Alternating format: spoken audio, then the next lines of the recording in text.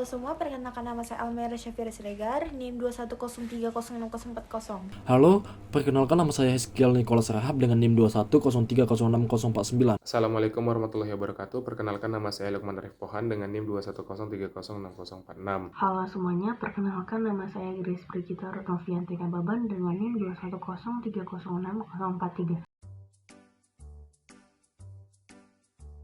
Di sini saya akan menjelaskan tentang manajemen kandang serta proses pengolahan limbah. Yang pertama, ukuran dari kandang tersebut memiliki ukuran 5 x 5 meter persegi, yang dimana berbentuk kandang ganda yaitu head to head, yang dimana memiliki tempat minum dan juga tempat makan, dan setiap kandang itu diisi oleh satu hewan ternak. Pemilik peternakan juga menjelaskan bahwasannya peternakan tersebut telah berdiri pada tahun 1990 dan juga telah melakukan renovasi, yang dimana renovasi ini bertujuan untuk membuat proses pemeliharaan hewan ternak menjadi lebih terstruktur dan lebih baik lagi. Untuk biaya pembuatan kandang, pemilik peternakan tidak membangunnya secara menyeluruh, tetapi melakukan pembangunan secara menyicil. Dan biaya yang dikeluarkan untuk membuat kandang adalah 10 juta rupiah. Bahan utama dalam pembuatan kandang itu menggunakan bahan baku beton, yang dimana bertujuan untuk membuat kandang tersebut menjadi lebih lama dan bertahan lebih lama. Untuk pagar menggunakan kayu dan juga dari besi, dan untuk melindungi hewan ternak itu menggunakan bahan dasar seng. Kandang juga memiliki drainase yang bertujuan untuk tempat pengaliran kotoran yang dihasilkan hewan ternak. Terhadap kotoran ternak yang dihasilkan, pemilik peternakan melakukan pembersihan 2-3 kali dalam satu hari. Proses pembersihan kandang menggunakan sekop dan juga kereta sorong, dan kemudian kotoran akan dibawa ke tempat penampungan kotoran. Serta pemilik peternakan akan mengganti alas untuk hewan ternaknya itu menggunakan serbuk gergaji. Proses pembersihan kandang kuda dilakukan setiap hari, juga bertujuan untuk menjaga kandang tersebut tetap berdiri kokoh, untuk menghindari lembab yang dihasilkan oleh kotoran kuda. Pemilik peternakan juga melakukan proses pengolahan limbah yang dihasilkan oleh kuda ataupun hewan ternak, yang dimana kotoran ternak tersebut akan diolah menjadi pupuk kompos kemudian dijual, namun pemilik peternakan juga akan memberikannya secara cuma-cuma kepada pihak yang membutuhkan untuk diubah menjadi pupuk kompos. Di sini saya akan menjelaskan mengenai perawatan, analisis kesehatan, dan tingkat penyebab kematian pada peternakan kuda. Lalu juga saya akan menjelaskan mengenai pakan yang diberikan. Yang pertama, perawatan. Peternak tersebut memandikan kuda ini setiap hari, tetapi sekali dalam sehari, yaitu di pagi hari. Lalu perawatan pada kukunya dilakukan setiap 1 kali dalam sebulan, lalu diberikan vitamin juga 1 kali dalam sebulan. Dan rambut-rambut pada kuda itu disikat setiap hari. Lalu untuk analisis kesehatan. Nah, kuda di peternakan tersebut terbilang cukup sehat, namun tak jarang juga mereka terkena penyakit. Faktor yang menyebabkan mereka terkena penyakit yang pertama adalah faktor lingkungan, dan kedua faktor makanan. Faktor lingkungan yaitu cuaca yang dingin menyebabkan mereka masuk angin. Lalu yang kedua, faktor makanan, yaitu ditemukan sampah-sampah pada makanan yang diberikan pada kuda, seperti sampah plastik. Lalu untuk tingkat penyebab kematian pada kuda tersebut, yang pertama adalah karena kuda ini sangat sensitif terhadap udara, jadi dia gampang terkena masuk angin. Kuda di peternakan tersebut dalam tahun ini sudah 2 yang mati. Yang pertama karena masuk angin, karena kehujanan. Lalu yang kedua karena terkena tetanus, yaitu dia terkena paku, jadi menyebabkan dia terkena tetanus.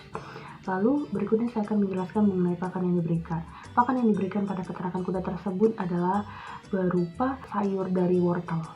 Bahkan kuda tersebut sangat menyukai wortelnya, tapi mengingat kalau dikasih wortel terus-menerus itu akan menyebabkan biaya yang sangat tinggi. Jadi dia hanya dikasih daun wortelnya saja. Bahkan daun wortelnya saja sudah sangat disukai oleh ternak kuda tersebut. Nah, jika suatu saat kudanya ini sakit, pasti dia akan menimbulkan ciri-ciri seperti malas makan. Dia hanya mencium makanannya lalu kemudian meninggalkannya karena dia tidak nafsu makan. Si peternak itu langsung memberikan sedikit garam atau tambahan konsentrat seperti dedak padi. Dia memberikan garam di campuran daun bayam tadi dan campuran dedak padi tadi, seperti itu. Di sini saya akan menjelaskan tentang manajemen perkawinan dan peranakan di peternakan kuda yang kami datangi. Dari peternakan yang kami datangi, semua kuda betina yang ada di sana itu dikawinkan dengan kuda pejantan milik mereka sendiri, tanpa adanya inseminasi buatan ataupun kuda milik orang lain. Jadi mereka dengan pejantan mereka sendiri untuk mengawinkan kuda-kuda mereka.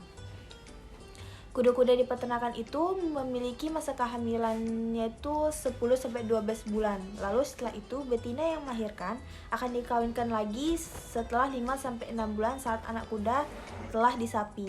Nah, setelah disapi tersebut akan dikawinkan lagi saat masa kawinnya. Saat kami berkunjung ke sana, ada kuda yang sedang bunting dan juga ada yang baru melahirkan. Nah, kuda yang bunting itu kira-kira umur kehamilan itu sekitar 4-6 bulan. Di peternakan tersebut, mereka setiap tahun memiliki satu betina yang melahirkan, itu pasti ada setiap tahun. Lalu setelah melahirkan, rata-rata anak yang dilahirkan itu bisa dibilang hidup semua, tidak ada yang mati. Tapi peternak mengatakan dulu ada yang mati, itu disebabkan karena punggung induknya yang bermasalah. Hal tersebut menyebabkan anaknya susah lahir dan juga ada masalah pada ovarium induk tersebut.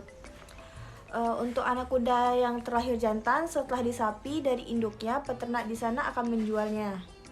Kuda di peternakan tersebut saat melahirkan tidak dibantu oleh dokter. Para peternak membiarkan kuda tersebut melahirkan sendiri, tapi mereka memantau kuda tersebut untuk memastikan apa kuda tersebut sudah melahirkan dan melihat kondisi anak baik-baik saja dan apakah kuda tersebut baik-baik saja setelah melahirkan. Di sini saya akan menjelaskan tentang manajemen pemasaran pada kuda. Pada peternakan kuda Citra ada beberapa pemasaran yang dilakukan. Yang pertama itu adalah sado dan delman. Pada peternakan Citra ini, sado dan delman ini adalah hal utama pada pemasaran atau bisnis peternakan Citra.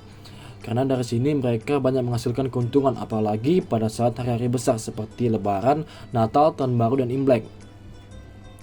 Omset mereka pada saat hari-hari besar bisa mencapai satu hari kurang lebih 500-1 juta per satu sado dan delman.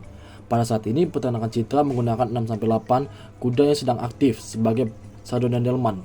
Tetapi apabila pada hari-hari biasa untuk bisnis sado dan delman ini sangat merugikan karena sedikitnya pengunjung. Lalu untuk sado dan delman ini tidak sembarangan mengambil sewa atau pengunjung. Mereka harus memiliki yang namanya LIN. Ini seperti surat izin yang resmi terdaftar. Lalu untuk peternakan Citra memiliki LIN di pajak buah prestagi sebanyak 10. Selanjutnya yang kedua yaitu adalah penjualan susu kuda. Untuk susu kuda ini pada peternakan Citra tidak setiap harinya menjual susu kuda. Jadi mereka sistemnya langsung menjual susu segar apabila sebelumnya dipesan terlebih dahulu. Jadi mereka memerah susu kuda ini di pagi hari setelah adanya pemesanan. Dan untuk harga susu kuda ini 1 liternya dihargai dengan Rp100.000. Selanjutnya yang ketiga yaitu adalah kotoran atau feses kuda. Untuk kotoran kuda ini, peternakan Citra tidak ada mengolah kotoran tersebut seperti dibuat sebagai kompos atau lainnya. Mereka langsung menjual kotorannya tanpa ada pengolahan. Dan untuk harga kotoran tersebut, peternakan Citra menjual per karung dengan harga Rp6-5.000. Lalu selanjutnya yang keempat yaitu daging kuda. Untuk daging kuda ini peternakan Citra belum menjadikan sebagai bisnis, tetapi pada saat hari besar Lebaran peternakan Citra pasti akan memotong kuda yaitu 1-2 ekor kuda. Dan itu sebagai promosi daging kuda di Kecamatan Prastagi karena peternakan Citra dari dulu membuat hal tersebut. Namun apabila ada kuda yang mengalami kecelakaan, peternakan Citra menjual kuda ke RPH Dolok Sanggul. Lalu selanjutnya yang kelima yaitu adalah penjualan kuda. Untuk penjualan kuda ini, peternakan Citra juga menjadikan salah satu bisnis utama mereka. Untuk harga kuda yang sudah selesai disapai atau sudah lepas susu, betina dijual dengan harga 15-20 juta. Lalu untuk yang jantan dijual dengan harga 10-15 juta. Lalu peternakan Citra pernah menjual kuda pejantan unggulan dengan harga 45 juta di saat masa pandemi karena untuk mengatasi perekonomian.